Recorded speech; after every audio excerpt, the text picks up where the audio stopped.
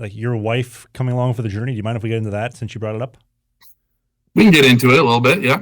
So like the stats that we've talked about in the show, and obviously we brought this up for every single episode. If you're you beat the odds. First off, good for you. That's incredible. Still together? Truthfully, that's incredible. Still together, same girl?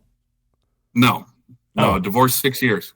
Oh, son of a bitch! I take it back. Way to go, Dave. I'm one of the statistics. I'm one of the statistics from your episodes. Wait, so the stat is 70% of couples will split with the woman pulling the pin over a majority of the time within less than 365 days of retirement of the player. You fall into that category?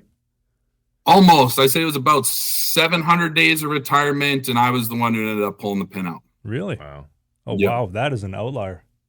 We have a first. That's an outlier. Hey, look, it's sometimes it was a situation, sadly, someone had to do it. That's kind of where it was. It had to be done. It is what it is. Hey, that's kind of how it was. But like I said, I'm definitely continue to be an outlier in as good of a relationship as we have, all things considered.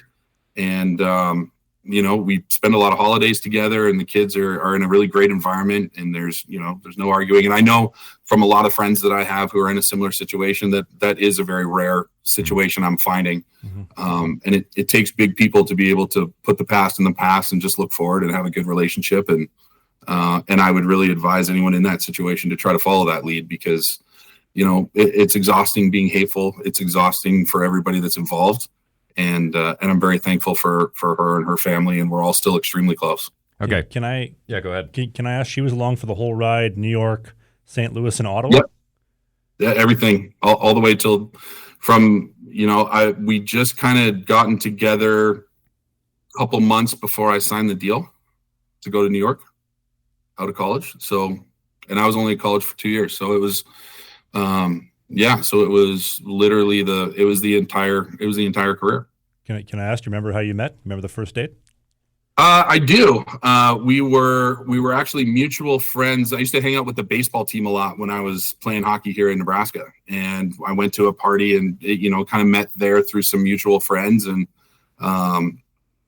we kind of had a chat of early on of sort of, you're jumping on a moving train here. I'm not from here. I don't live here. I don't plan to stay here. This is the situation, but something big's about to happen. And, are you in or are you out? Well, at the time we were in, we learned later we were out. Fun train ride, though. Fun train ride. Yeah, still a great train ride. It would. I sit and think a lot, and I don't like to sit and feel self-pity and all this crap, but I do wonder what it would be like if I did have my family there and that wasn't this shadow cast over all those years of, when it's all fun and games when you're at the rink, but when you go home, then it's shitty. You're just by yourself. You're wondering what everyone's doing. You're missing everything.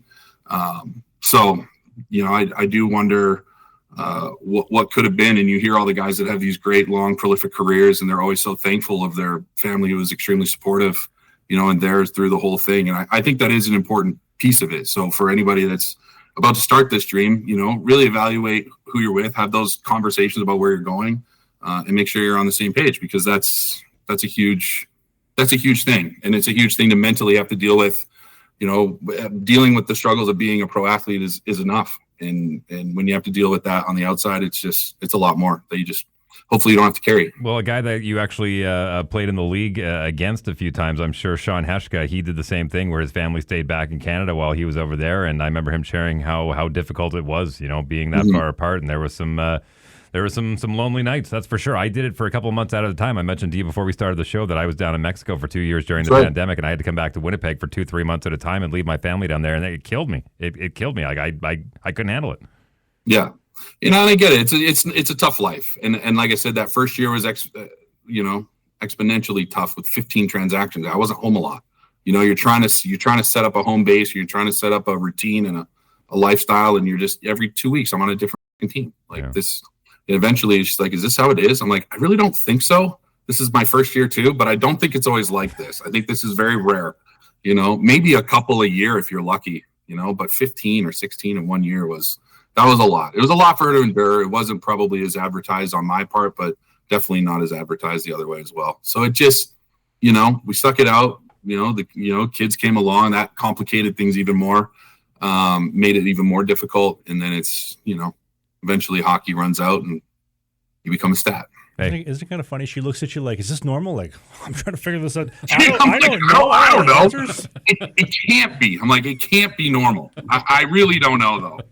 We're learning about all this at the same time. Chris, you're giving me literally a deja vu. Keep in mind, I played for 6,000 different minor league teams in the Mickey Mouse Pro League. And all the women that I dated during that time, is this normal? Like, do you really like they just traded you and then 45 minutes later, another team traded for you. Is this normal? I don't know. I'm trying to figure this out too. Yeah. Your guess is as good as mine. Aren't you the pro? Yeah. Kind of. Not really. So I mean, the family dynamic is difficult. That was definitely a difficult hurdle, and but at this point, I mean, we're so far into it now.